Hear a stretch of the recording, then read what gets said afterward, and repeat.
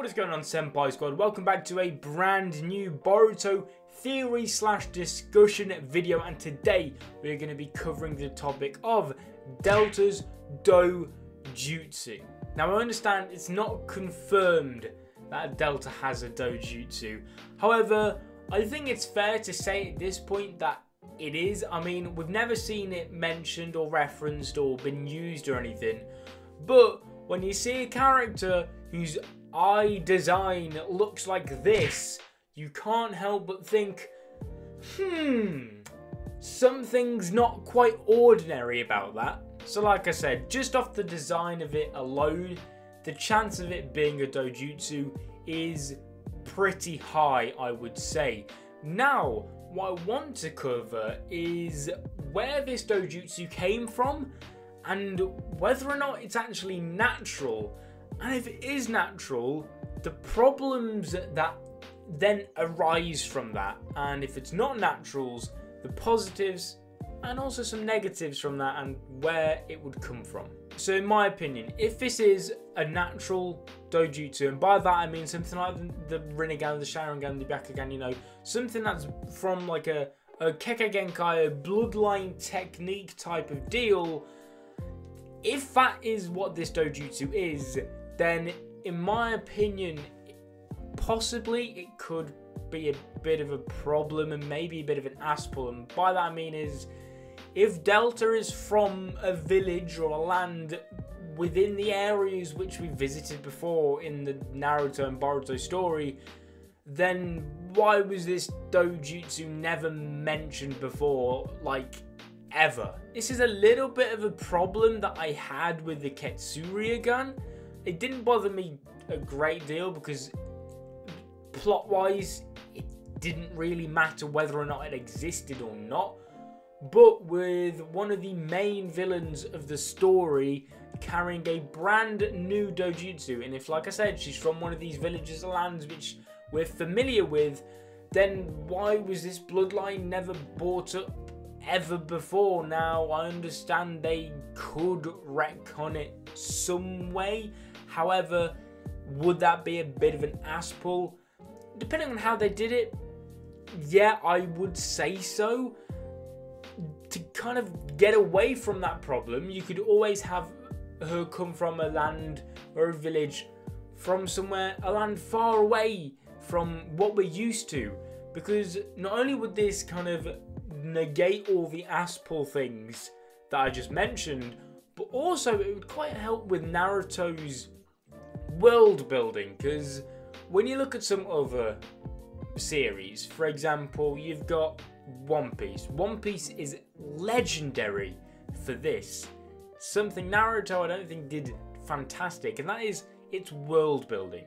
You know, we explored the leaf and the sand and the cloud and stuff, but other than that little country, we don't know a single thing from anywhere else in the world. Because I refuse to believe that that one little country made up of like 4, 5, 6 villages is the entire planet. Like, that can't be the case. I refuse to believe that. So they could use Delta as a way to introduce new techniques and give them a reason as to why we've never heard or seen of them before, because it's from a land far, far away. And also it would help with Naruto and Boruto's possible world building problem. If you see it as a problem, it doesn't affect me a great deal. I would personally like it if they expanded on the world a bit. I won't cry if they don't, but I'd be more than happy that if Delta could be used as an excuse to kind of build on top of all that. However, let's say that she's not from another land far, far away, and she is from a village nearby, and she's got this Dojutsu. What sort of way you can fix this problem, if that's what you like to call it? Well, before I actually jump into that, I kind of just want to backtrack slightly and set the scene as to where I'm heading with this theory. And for that, you have to think between Delta and Jigen's relationship. For example, you think of Jigen. He is clearly this kind of mad scientist, Orochimaru-esque type villain. His motives are unclear. He seems very manipulative. We know he's taken in a dozen, probably more children and performed experiments on them genetically to mutate and transform their body to reach a potential beyond what it originally was. We've seen this with Kawaki presumably being one of his successful experiments. Well, if you go back to Jigen and Delta when they were having that dinner together, Jigen referred to Delta as "you're still beautiful" or "you are beautiful," something along those lines. I don't know the exact quote.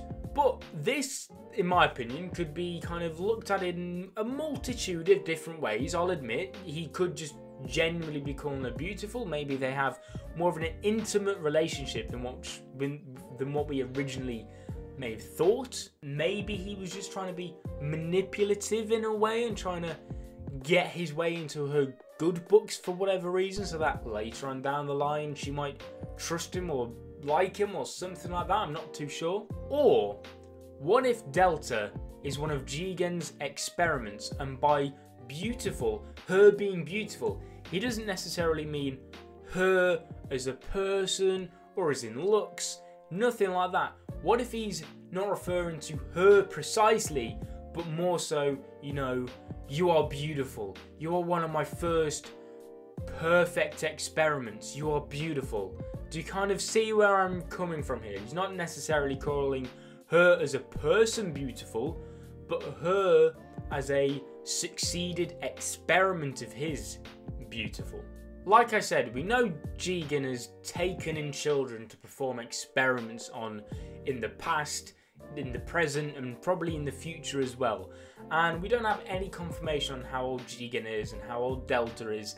They don't look too far apart in age, so I'm not saying that Jigen brought Delta in while she was still a child. I mean, we've also got this Amado guy, so maybe Amado is more involved in this, and you know, he's the one that might have brought Delta in as a child, and maybe Jigen, something like that. I'm not entirely sure. But say if Delta was chosen by Jigen and Amado as one of their first experiments, maybe for whatever reason, honestly I have no idea why he would do this, but let's say he took in Delta, and at this point his goal, his scientific goal, was to create a Dojutsu, to create a brand new power that maybe he could use. Maybe Kara was a thing at this point, and he thought, you know, we can create an artificial power within our ranks in the form of a brand new Dojutsu where we get to control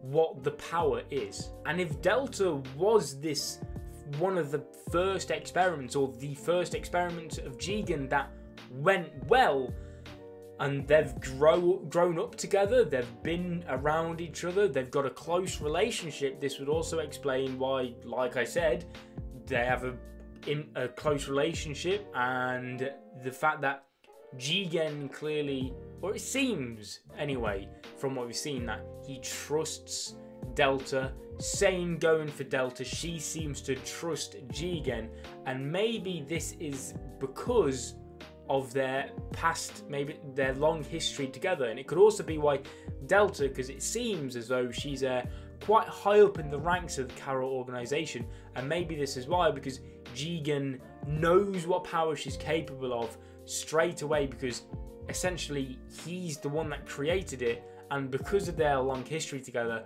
that's why he can trust her enough to be, say, like a second in command type character for the Kara organization. A little bit like maybe like a Pain, or, you know, an Itachi, a Kisame, someone who's quite high up in the ranks of the organization. Now, with the Dojutsu being genetically engineered and created, that doesn't mean it's perfect at all. And I don't mean the Dojutsu in itself, I'm on about the problems and the aspals, because there are still aspals in that. Because if this was a genetically engineered Dojutsu, for a start, I personally, I'd have more pros than cons with it, in my opinion. I like the idea of it, and I do think it'd be something very, very interesting.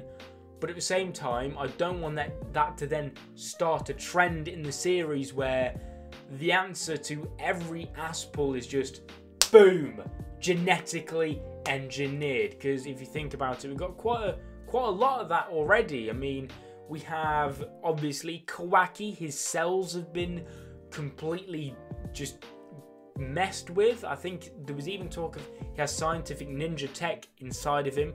Obviously Ao, his entire body, I know it wasn't genetically engineered with cells and whatnot, but half of his entire body was completely turned into the Terminator. He was half machine at this point. Obviously we have all the scientific ninja tech. Again, it may not be genetically engineering anything, but we can't deny that, you know, it's an excuse to just bring a new power out of nowhere with the scientific ninja tech.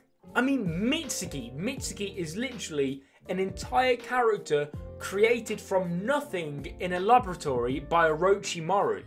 So yeah, I'm sure there's probably other examples. I mean, we've got that scientist in the Leaf Village. I can't remember her exact name, but she said, I think, like, she specializes, or she's very knowledgeable in cells and, you know, experimenting with cells and changing cells and whatnot. Like I said, I can't remember the exact quote. I'm kind of paraphrasing at this point. But obviously this is the direction Boruto is going in, and I'm not saying I don't like it. I just don't want this to become a trend as to where the answer to everything in Boruto is just, yeah, knocked up in a laboratory. But yeah, guys, that's it for that video. Make sure to smash the like button if you enjoyed. Leave your comments in the comment section down below what you think about this theory, and if you have any theories of yourselves about this dojutsu. Do you even think it is a dojutsu? Like I said, I'm 99.9% sure it is going to be one, but if you don't think it is, let me know. If you think it is, what do you think it is? Where did it come from? What powers can it be? Because we have a ton of dojutsus right now. I mean, off the top of my head, we've got what? Sharingan, Byakugan, Rinnegan, Tensegan, Jogan, Ketsurigan. That's like what? 7? Add in deltas, 8 dojutsus. I remember when there was just like 2, and then the Rinnegan came out and it was like, wow, 3. And then, I mean, could you count the Rinnegan? You know what? There's way too many dojutsus. But guys, I'm going to get the hell out of here. Thank you so much for watching. I'll see you guys in another video. But until then, peace.